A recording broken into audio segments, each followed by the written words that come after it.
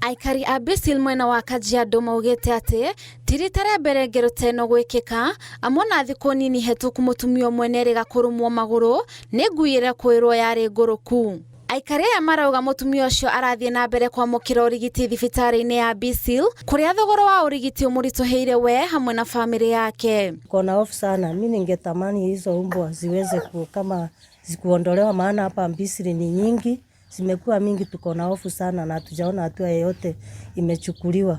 Kwa sababu hiyo masaa aliumwa ndio wanaendanga shule, na hata wangu mwenyewe hata mimi niko na uoga kwa sababu sijui wanaweza toka wapatane nazo, na bado hizo mbwa tu zinazunguka na ni mingi sana hapa Bisil. Marauga makaya mao kuri honge cia wathani matiroererwo na ũritũ ũrĩa ũbatie, na ũguo maratigwo manikĩirwo ũgwati wa gũtharĩkĩrwo nĩ ngui ici.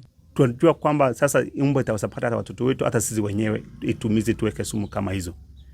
Tuwaomba tu tafadhali, ingewezekana wale wauzika wakuje waue hizi mbwa zote, ama walete chanjo yenye wataweza saidia hizi mbwa sifanye nini, zilete ugonjwa isine kwa mbwa zingine.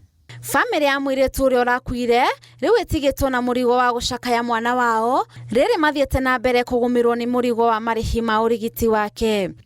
Nimegharamika nikikimbia Nairobi kuchukua madawa kumtibu, lakini sijapata msaada wowote.